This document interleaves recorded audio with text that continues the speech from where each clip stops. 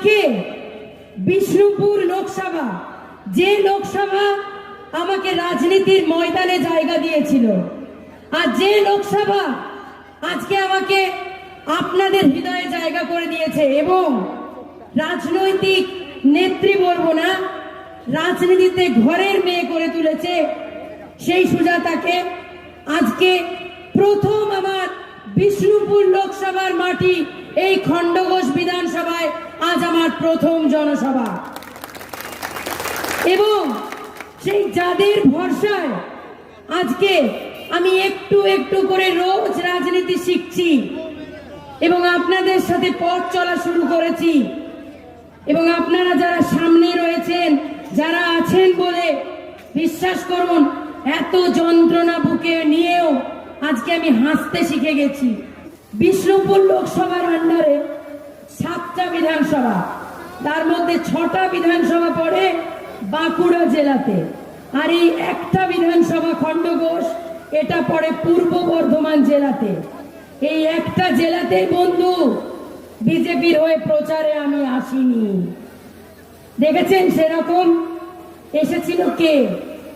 এসেছিল রাজ্য সভাপতি দিলীপ ঘোষ মহাশয় এবং আরো অনেক বিজেপি নেতারা, এবং যাকে জিতিয়ে আমি নিজের রক্তবিন্দুটা পর্যন্ত উৎসর্গ করে দিয়েছিলাম যে মরবো, কিন্তু আমরা যখন বিয়ে করে আমরা হাত ধরি স্বামীর, তখন আমরা একটাই জিনিস জানি, কি মারা, যে আমরা জীবনের শেষ দিন পর্যন্ত স্বামীর বিপদের সাথে থাকবো, তাই তো? তো আমিও তাই মনে করেছিলাম যে মরে যাই তাও কোনো দুঃখ নেই, কিন্তু স্বামীকে জিতিয়ে তার সম্মান ফিরিয়ে দেব। তো কিন্তু যখন আমার জীবনে লড়াই এলো, সে যখন কংগ্রেস ছেড়েছিল আমি সাথ দিয়েছিলাম, সে যখন তৃণমূল ছেড়েছিল বিশ্বাস করুন মন থেকে মানতে পারিনি, কিন্তু ওই যে বললাম তখন স্ত্রী সত্তাটা প্রথমে আসে, তারপরে অন্য কিছু। তো সেই জন্য আমি পায়ে হয়ে ঝাঁপিয়ে পড়েছিলাম এবং তাকে জিতিয়ে পার্লামেন্টে পৌঁছেছিলাম। কিন্তু যখন আমার মনে হলো যে বিজেপি দলটা বড্ড অসভ্যতার দল, বড্ড জাতপাতের দল, বড্ড বিভাজনের দল, এই দলটায় সম্মান পাওয়া যাবে না, আর এই দলটা প্রকৃত মানুষ হয়ে সেটাই করা যাবে না। তখন আমি ঠিক করলাম আমরা তো মেয়ে, আমরা তো নারী, আমি ভাবলাম একজন নারী নেত্রীর হাত ধরবো আর এই রাজ্যটা ভালো করবো।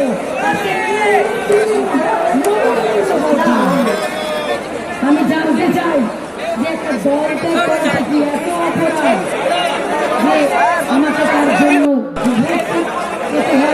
আপনারা জানেন সেদিন ছিল, তাই জন্য সকলকে আমার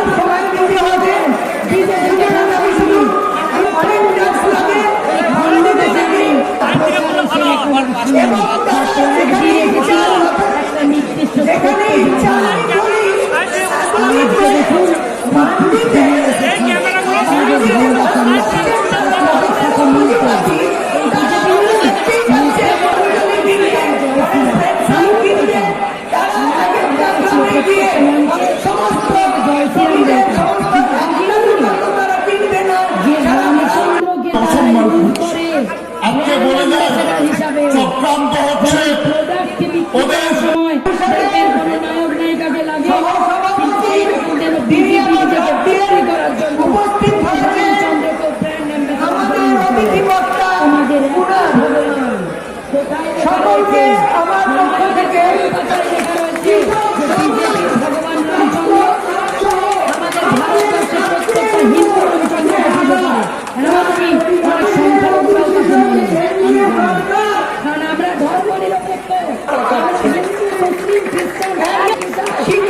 একসাথে বাস করি, কিন্তু লড়িয়ে যায়।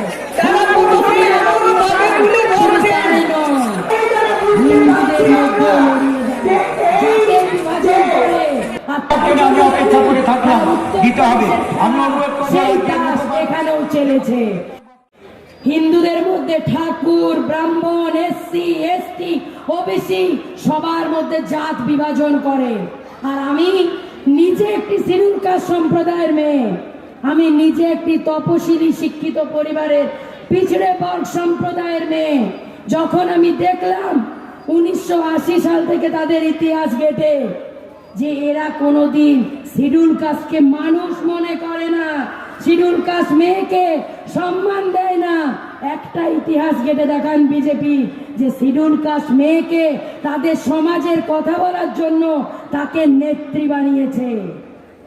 আমি তখন ভেবে দেখলাম যে আমরা রক্ত দেব, আমরা লড়াই করব, আমরা সম্মানের বিজেপির সম্মানের জন্য মানুষের দুয়ারে দুয়ারে যাব। কিন্তু কোন নারদা, সারদা, ইডি, সিবিআই এর ভয়ে সেই দল ত্যাগ করা লোকদের বান্ধবী যারা অন্যের ঘর ভাঙার খেলায় থাকে তাদেরকে নেত্রী বানানো হবে। এই হচ্ছে বিজেপির কালচার। মানে বিজেপি সতী নারীদের ঘর ভাঙে আর অসতী নারীদের পুজো করে। বুঝতে পেরেছেন? তাই জন্য আমার ঘর ভেঙে দেওয়ার সময় কোন বিজেপির নেতার এটা মুখে শুনলাম না যে না, রাজনীতি আর সংসার আলাদা জিনিস। রাজনীতি ঘরের বাইরে, সংসারটা ঘরের ভেতরে। তাই জন্য আমাদের একজন তৃণমূলের কাউন্সিলরেও তার হাজবেন্ড বিজেপি করার জন্য তারও ঘর এই বিজেপি ভেঙে দিয়েছে। আমারই মতো সেও ঘর পোড়া গরু। কিন্তু দেখুন মিসেস ব্যানার্জি, আমার তার নামটা মুখে উচ্চারণ করতে ঘেন্না লাগে, আমি জিন্দেগিতে উচ্চারণ করি না। যখন দেখলাম যে তাকে কলকাতা মানে আমাদের রাজধানী পর্যবেক্ষক বানানো হচ্ছে, আমি বুঝে গেলাম এই দলটার কি অবস্থা। এই দলটা অসতী নারীদের পুজো করছে, তাদেরকে নেত্রী বানাচ্ছে।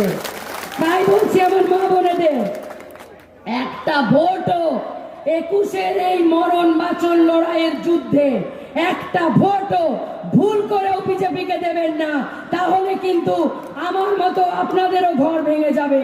সেই দিন কিন্তু মনে হবে যে সুজাতা বলে গেছিল, না শুনে কি ভুল করেছি। সত্যি প্রমাণ হয়, সেই কারণেই বলছি একটা ভোটও ভুল করেও বিজেপিকে একটা ভোটও দেবেন না।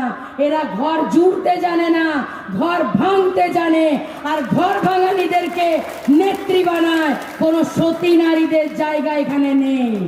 কয়েকদিন আগে একজন কাঁথির বড় জননেতা, আমি তাকে জননেতা মনে করি না, আমি মনে করি সে নিজেকে জননেতা ভাবে, আর পাবলিক তাকে বলে তুমি কে হে হনু, তুমি কে হে নেতা। মমতা ছাড়া কাউকে নেতা মনে করি না।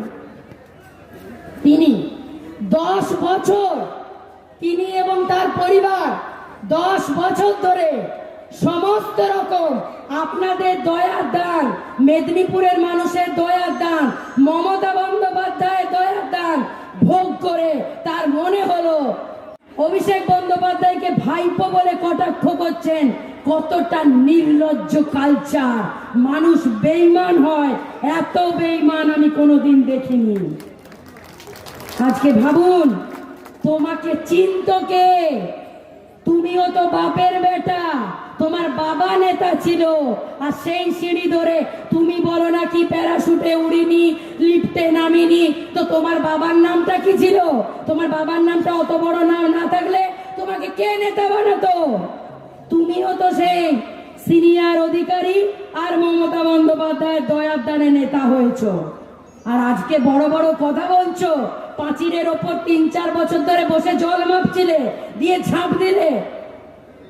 আর বলতে পারি, দেখেছেন সবংয়ে লোক হয়নি, কেশপুরে লোক হয়নি, তাই জন্য দেখবেন ক্যামেরাটা ওর দিকে ঘোরানো থাকে, পাবলিকের দিকে নয়। দেখেছেন? লোক দেখাও, তুমি এত বড় জননেতা, হনু নেতা, লোক কোথায় তোমার? তৃণমূল কংগ্রেস আমাদের একটা পরিবার, সেই পরিবারে দেখবেন আমাদের মা হয়, যেমন মা রান্না করে সেই রান্না আমরা খাই। তো আমাদের মা হচ্ছে মমতা বন্দ্যোপাধ্যায়। তো মমতা বন্দ্যোপাধ্যায় রান্না করতে করতে কোনোদিন দেখেন পচা টমেটো, পচা আলু, পচা ডিম সেগুলো ছুঁড়ে ফেলে দেন নিচে। আর ওই যে বিজেপি, ওই যে বাইরের পরিযায়ী পাখিরা আর রাজ্যের ঠিক আছে সিংহাসনে বসে থাকা নেতারা ঝুড়ি নিয়ে দাঁড়িয়ে আছে। নাকি কখন মমতা একটা পচা ডিম ফেলবে ধরবো, কখন একটা পচা টমেটো ফেলবে ধরবো, পচা আলু ফেলবে ধরবো। তো মমতা বন্দ্যোপাধ্যায়ের ফেলে দেওয়া পচা জিনিস দিয়ে বিজেপি বাগান সাজাচ্ছে, আর এই বিজেপি নাকি আপনাদেরকে সুশাসন দেবে। বুঝে দেখুন, বিজেপির বেশিরভাগ নেতারা মানে ভণ্ড, ভেগধারী। কতটা ভেগধারী ভাবুন। এখন গোটা বিজেপি মানে স্বরাষ্ট্র মন্ত্রক থেকে শুরু করে কালকে শুনবেন প্রধানমন্ত্রী দপ্তর পশ্চিমবঙ্গে শিফট করে গেছে। মানে আগামী কয়েকটা মাস পশ্চিমবঙ্গ দেশের রাজধানী হয়ে যেতে পারে, দিল্লি না হয়ে। কেন এবার জিজ্ঞাসা করুন কেন? দেখবেন ডেলি প্যাসেঞ্জারই চলছে। আজকে আসছে সভাপতি, কালকে আসছে স্বরাষ্ট্রমন্ত্রী, আর বাকি অন্য রাজ্যের নেতারা তো ঘর ভাড়া করে বসেই আছে। মানে ভাবছে কি বলুন তো, ভোটটা একবার পেরিয়ে যাক, তারপর আমাদের পাই কে, এটা ব্যাপার। এবং এমন ভাবভঙ্গি বিজেপির নেতাদের যেন ক্ষমতায় চলে এসেছে, কে কোন মন্ত্রক নেবে মারামারি চলছে।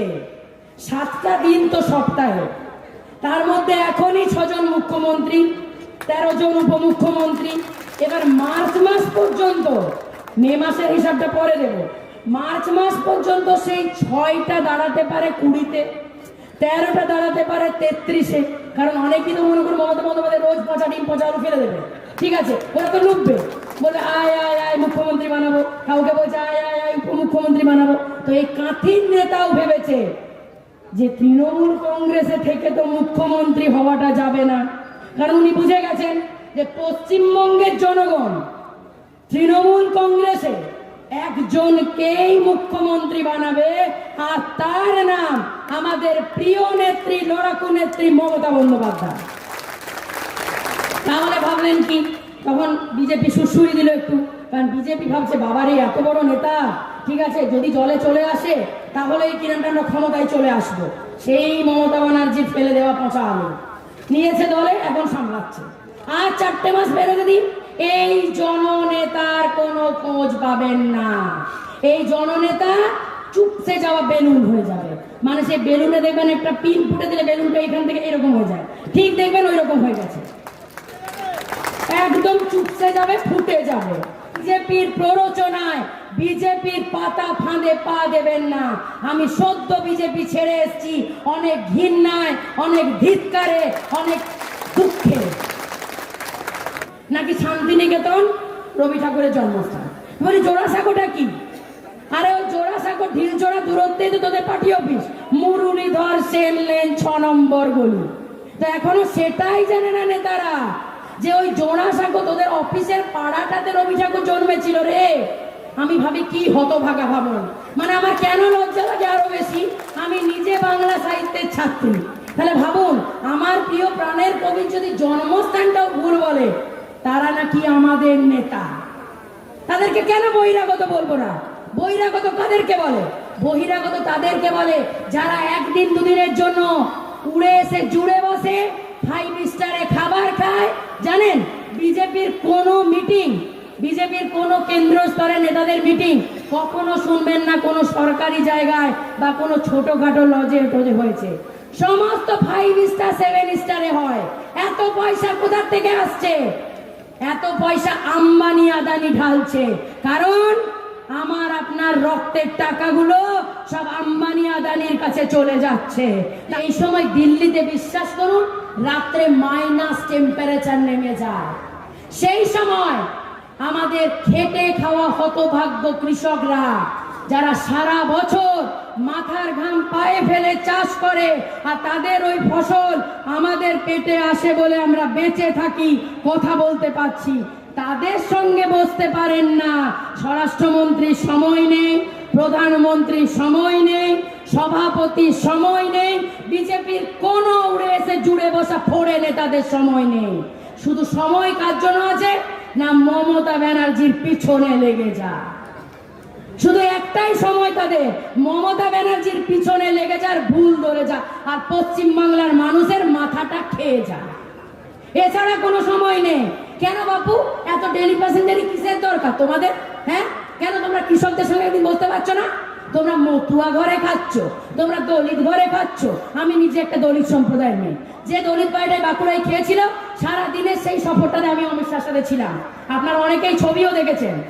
কিন্তু বিশ্বাস করুন, সেই দলিত বাড়িটাকে কয়েক লক্ষ টাকা দিয়ে সাজানো হয়েছিল।